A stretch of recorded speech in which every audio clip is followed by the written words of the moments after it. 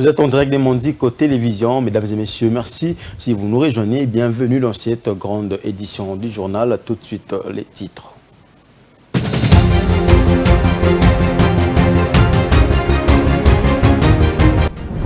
Le président de l'Assemblée nationale, Vital Kamerhe, annonce pour les 10 ou les 11 juin courant l'investiture du gouvernement souminois.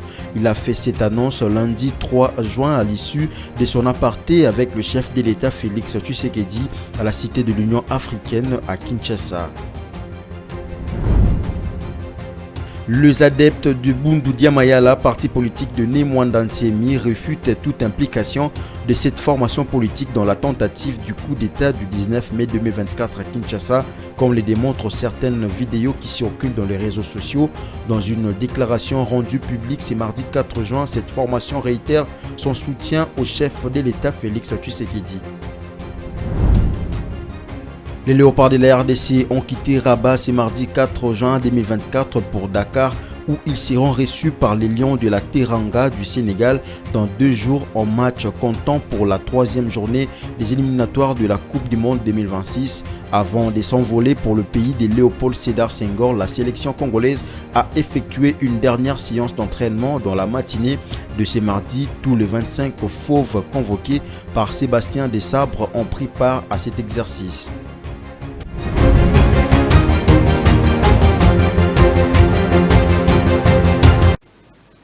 Mesdames et messieurs, bonsoir. La question se pose à quand l'investiture du gouvernement souminois. Le chef de l'État, Félix-Antoine Tshisekedi Tshilombo, a successivement échangé avec le président de l'Assemblée nationale, Vital Kamerhe, et celui du bureau provisoire du Sénat, Pascal Kinduelo, c'est lundi 3 juin 2024 à la Cité de l'Union africaine. Vital Kamerhe a déclaré que sa visite s'inscrit dans le cadre de la collaboration entre les institutions.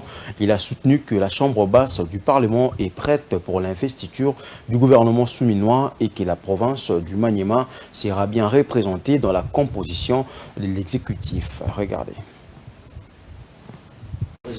L'honorable président de l'Assemblée nationale. Le chef de l'État Félix-Antoine Tshisekedi Tshilombo a successivement échangé avec le président de l'Assemblée nationale Vital Kamerhe et celui du bureau provisoire du Sénat Pascal Kinduelo. C'est lundi 3 juin 2024 à la Cité de l'Union africaine. À la sortie de l'audience, l'honorable Vital Kamerhe a déclaré que sa visite s'inscrit dans le cadre de la collaboration entre institutions. Il a soutenu que la Chambre basse du Parlement est prête pour l'investiture du gouvernement souminois et que la province du Maniema sera récupérée dans la composition de l'exécutif. Et ça sera entre le 10 et le 11, ce n'est pas un secret parce que nous devons d'abord recevoir Madame la Première ministre avec son programme et celui-ci sera multiplié en 5 exemplaires que je remettrai à chaque député et selon les règlements de l'intérieur, chaque député devra s'en imprégner pendant 48 heures. Donc je ne sais pas fait autrement, donc Madame la Première ministre, qui nous suit à ce moment, si elle veut être investie le 10, elle doit déposer le 8. Pour sa part, le président Kinduelo a affirmé être venu faire rapport au chef de l'État de la marche du Sénat. Il a déclaré être occupé à préparer l'élection du bureau définitif de la Chambre haute du Parlement qui, sauf imprévu, devrait se tenir au plus tard le 15 juin. Le bureau d'âge a un timing pour préparer les bureaux définitifs. Et là, nous sommes satisfaits parce que mes collègues sénateurs et moi-même, et nous sommes réellement dans le bon, et dans le sens que d'ici 10-15 jours, et le bureau d'âge aura terminé sa mission qui lui est confiée par la Constitution et les règlements d'âge. Selon la constitution de la RDC, le nouveau gouvernement pourra prendre ses fonctions après que l'Assemblée nationale aura approuvé le programme national de Madame Toulouka à la majorité absolue. Ce nouveau gouvernement, dévoilé fin mai dernier, est composé de 55 membres dont la première ministre, 6 vice-premiers ministres et 10 ministres d'État par rapport aux 57 membres du remaniement de mars 2023. Pendant ces temps, les confessions religieuses ont assiégé le palais du peuple le lundi 3 juin 2024 à l'issue d'une marche pacifique. Selon les initiateurs de cette marche, ils l'ont organisée pour exiger aux députés d'investir le gouvernement souminois dont la composition est connue il y a près d'une semaine. Les marcheurs ont dans le même temps exprimé leur soutien à toutes les institutions du pays, raison pour laquelle ils ont condamné la tentative du coup d'État du 19 mai dernier. Mobilisés comme un seul homme, les confessions religieuses ont, à travers une marche pacifique, réitéré leur soutien aux institutions de la République. Ils ont choisi les palais du peuple, le siège du Parlement congolais, comme point de chute de cette marche. Nous sommes venus ici au palais du peuple dans le compte de confessions religieuses.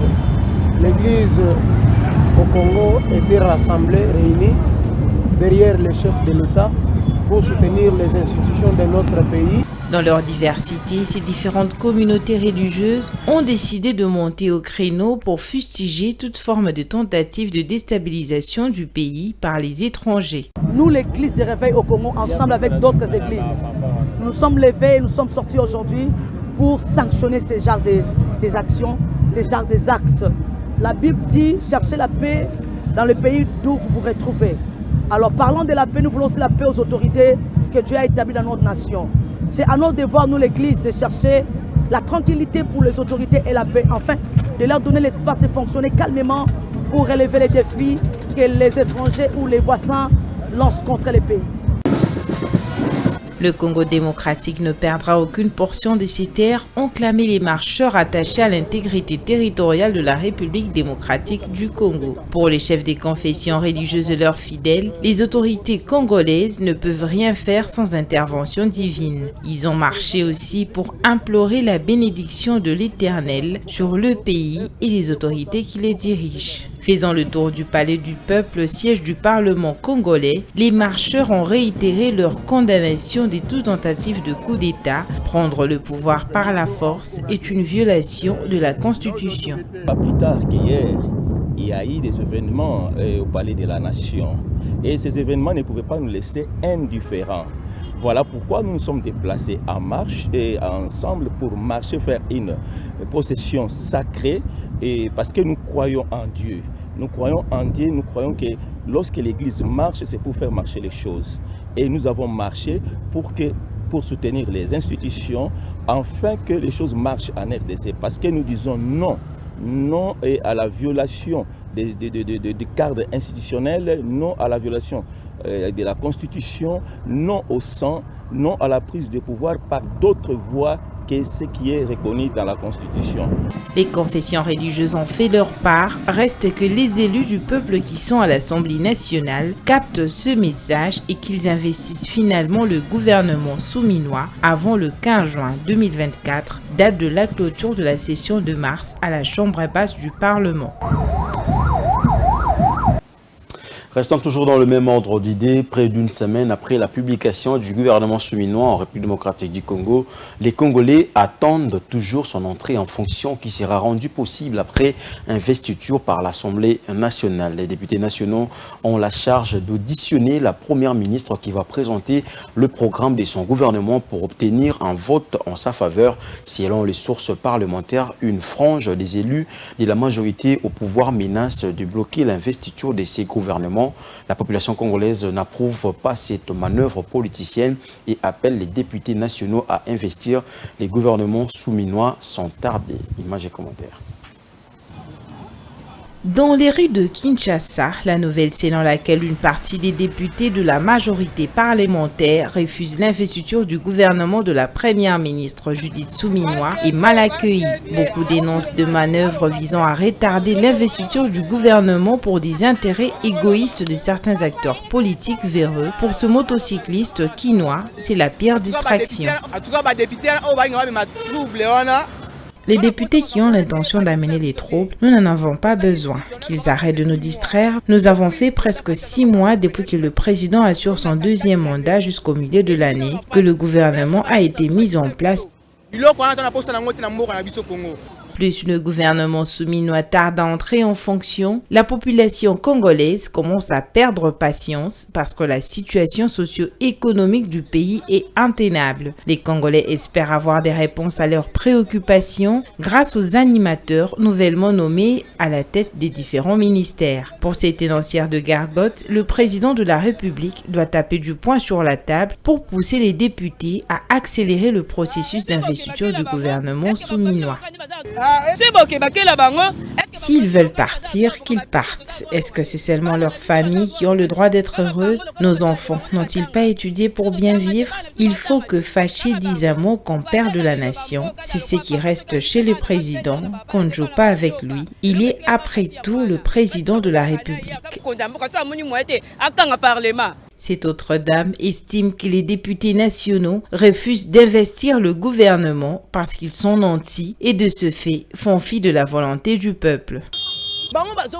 Les députés ne visent que leurs intérêts. Ils savent que s'il y a un autre gouvernement, il y aura un changement. Voilà pourquoi ils refusent. Ils ne visent que leurs intérêts. Ils n'ont aucun souci pour nous. Pourtant, nous les avions votés. Quel est le pays qui fonctionne sans gouvernement? Il faut que le gouvernement soit opérationnel pour s'occuper du taux de dollar, du social, de la population.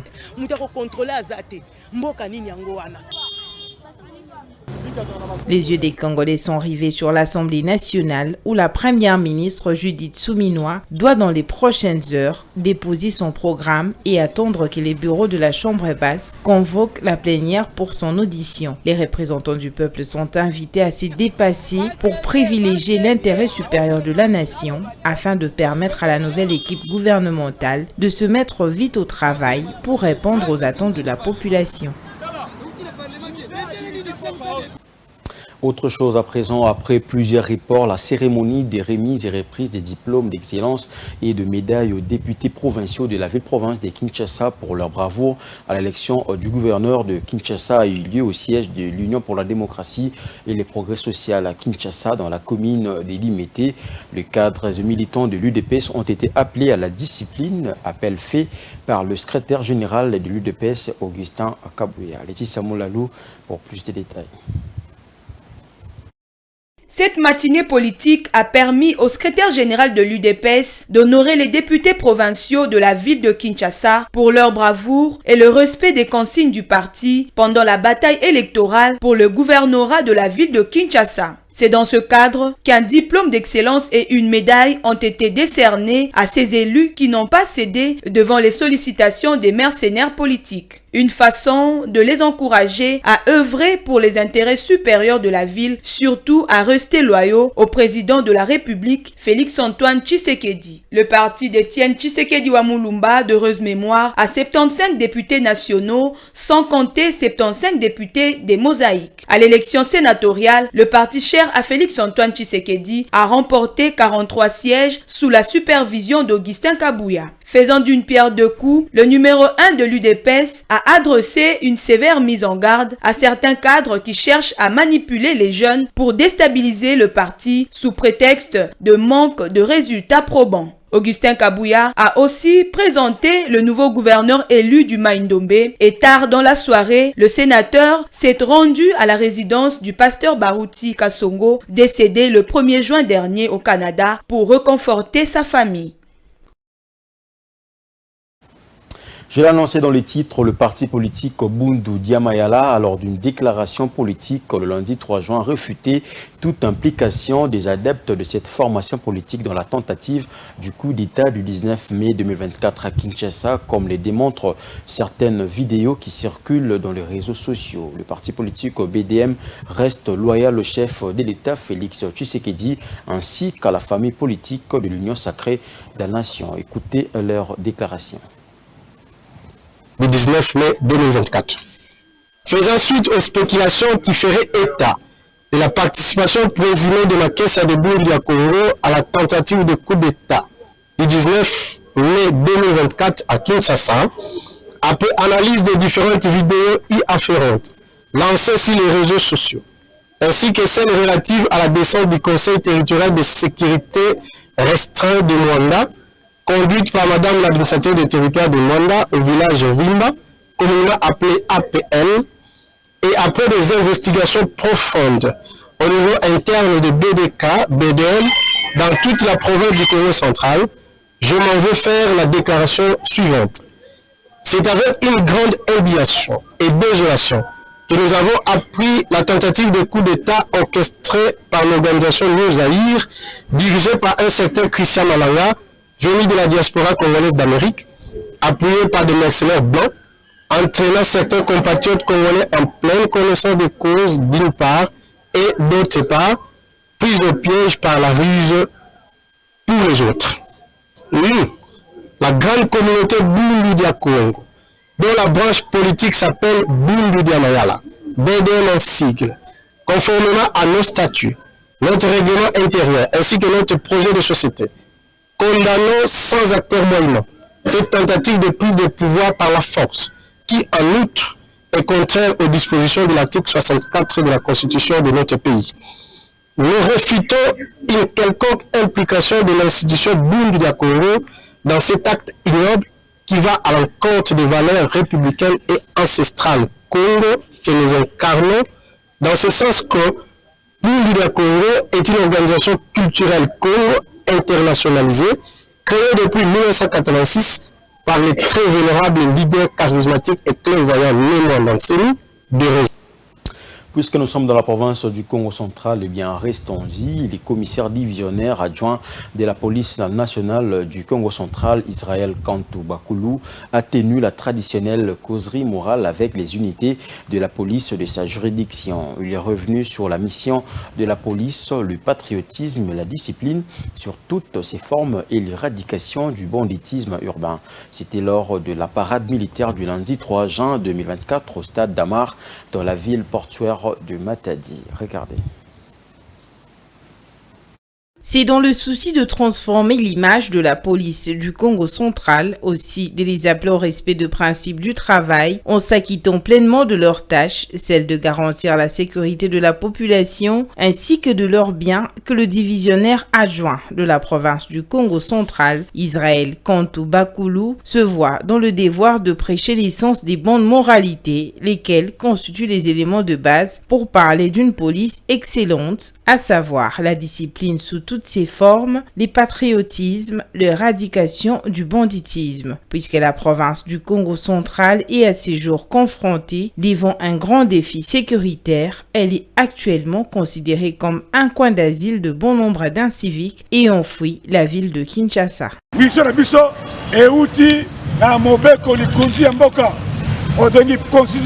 La mission de la police vient de la constitution du pays. Nous ne sommes pas à confondre avec les policiers de l'ONATRA. Notre mission concerne toute la nation. Notre mission, c'est la sécurité de la population ainsi que de leurs biens, le maintien et le rétablissement de l'ordre public.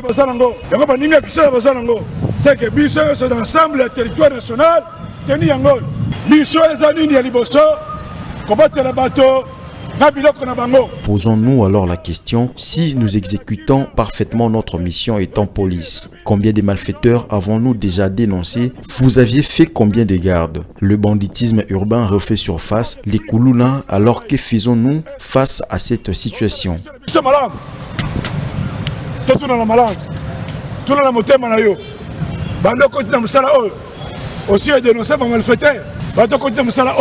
Cette causerie morale était à l'occasion de la parade militaire. Cette causerie morale était à l'occasion de la parade militaire. Dans le reste de l'actualité, un autre lot de bancs fabriqués par les bâtisseurs ex-Koulouna pour le bien des écoles et universités du pays. Pour cette fois, le bénéficiaire sont les étudiants de l'université de Kinshasa. Plus de 500 bancs ont été remis à cet établissement. Cet acte est un motif de soulagement pour le bénéficiaire. Il souhaite une amélioration bilatérale entre l'UNIKIN et les services nationaux dans l'avenir, nous dit Laetitia Moulal. Amélioration des conditions d'études à l'université de Kinshasa. Des étudiants vont s'asseoir sur des bancs fabriqués par les jeunes comme eux qui autrefois avaient choisi le banditisme et se sont convertis en bâtisseurs grâce au service national qui s'inscrit dans la distinction par son savoir-faire. Ces bancs, remis à l'UNIKIN sous l'œil vigilant du commandant du service national et le comité de gestion de cette institution d'enseignement supérieur, un ouf de soulagement et une motivation pour les autorités de la sœur aînée des universités du pays de solliciter une collaboration bilatérale entre l'université de Kinshasa et le service national afin de partager les expériences. La satisfaction est grande. D'abord, nous prenons tous le changement de mentalité, le changement de comportement susceptible de transformer la nation congolaise. Chaque fois qu'on se mettra dessus, on se dira « l'homme est totalement transformable ». La raison de cette joie et du partenariat que nous vous annonçons, l'Université de Kinshasa, scelle, signe, actualise avec le service national pour une transmission des expertises dans les deux sens. Le général Kassongo Kabwik a précisé que ce programme de la présidence de la République est celui de doter dans un premier temps les universités et les instituts supérieurs de la capitale en 100 000 bancs. Ce processus est en cours. Je ne suis qu'un envoyé du chef de l'État et commandant suprême. Je ne fais que le représenter à cette cérémonie pour remettre le banc à l'université de Kinshasa. La cérémonie de ce jour, comme nous l'avons dit, marque les débuts d'un vaste programme de dotation ou de remise de bancs dans les universités de la ville de Kinshasa et les instituts supérieurs de la capitale. Le programme qui vient de commencer aujourd'hui et qui va s'étendre, peut-être qu'il prendra 1 ou 2 ans, jusqu'à ce que 100 000 bancs soient donnés aux universités et instituts supérieurs de la ville de Kinshasa. Ce programme de fabrication des bancs qui a commencé à Kinshasa va s'étendre à travers toute l'étendue du territoire national.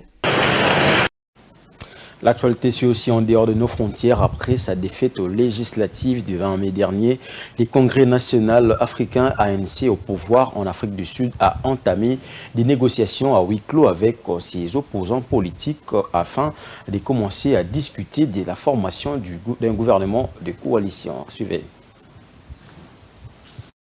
Pour la première fois dans l'histoire démocratique de l'Afrique du Sud, l'ANC, passé sous la barre de 50% de voix aux élections parlementaires, doit faire des compromis politiques en vue de la formation de son prochain gouvernement. Les options sont certes nombreuses, leur lot d'incertitudes aussi. Si certains analystes sont plutôt favorables à un rapprochement avec l'Alliance démocratique, Cyril Ramaphosa devra manœuvrer pour convaincre quelques membres du comité exécutif de l'ANC qui ont déjà annoncé leur intention de quitter le parti si un tel accord venait à se concrétiser. Autre option sur la table du Congrès national africain, l'EFF de Julius Malema, parti de gauche radicale, arrivé 4e aux élections législatives avec 39 sièges, ou encore le MK de l'ex-président Jacob Zuma, 58 sièges, mais qui menace de jouer les troubles faits. Par ailleurs, d'autres partis comme l'Alliance patriotique ont entamé les discussions avec l'ANC le lundi. Avec 159 sièges, l'ANC, à les cartes en main, reste désormais à son comité exécutif composé de 87 membres aux idées différentes de faire des alliances qui ne détruiront pas sa notoriété et n'enterreront pas ses ambitions politiques futures. L'Assemblée nationale doit se réunir dans une quinzaine de jours pour désigner le prochain chef de l'État. Parlons sport à présent, les Léopards de la RDC ont quitté Rabat ce mardi 4 juin 2024 pour Dakar où ils seront reçus par les Lions de la Teranga du Sénégal dans 2 jours en match comptant pour la 3e journée des éliminatoires de la Coupe du Monde 2026. Avant de s'envoler pour le pays des Léopolds de Sédar Senghor, la sélection congolaise a effectué une dernière séance d'entraînement dans la matinée de ce mardi. Tous les 25 fauves convoqués par Sébastien Desabre ont pris part à cet exercice. Suivez. L'équipe nationale senior masculine de la RDC s'envole ce mardi 4 juin pour Dakar en provision du match de la 3e journée des éliminatoires du Mondial 2026 contre le Sénégal. Après 6 jours de stage au royaume chérifien, les poulains du sélectionneur français Sébastien Desabre se veulent confiants avec un moral au zénith. Le groupe constitué de 25 joueurs avec l'arrivée de Dylan Batoubissika Peu avant le déjeuner, on prit part à la dernière séance d'entraînement. Les 3 nouveaux joueurs, Axel Twanzebe, Samuel Essand et Noah Sakidi, sont contents de leur accueil au sein du groupe et de l'organisation mise en place par les sélectionneurs managers Sébastien Desarbres. Ici de noter qu'après les matchs de Dakar contre le Sénégal, la délégation congolaise retournera au pays pour accueillir les Togo le dimanche 9 juin au stade de Martyrs de la Pentecôte pour les comptes de la 4e journée des éliminatoires de la Coupe du Monde. Place à présent au rappel des titres.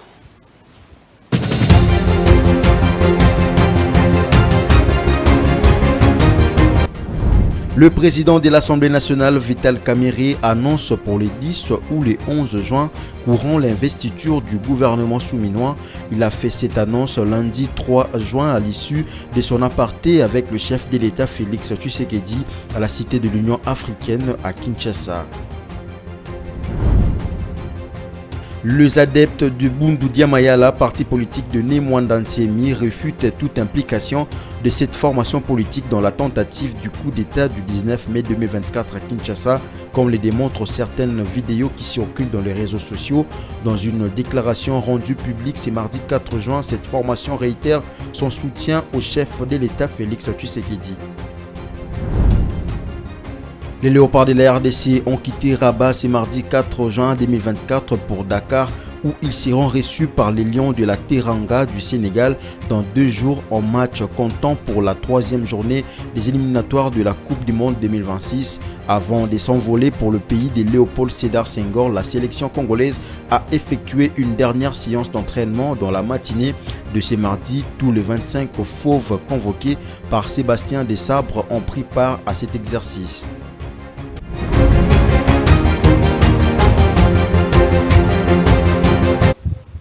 Ainsi s'achève cette grande édition du journal. Merci de l'avoir suivi. Ne quittez pas vos sièges. L'actualité reste en continu sur Mondico au point de télévision. Au revoir.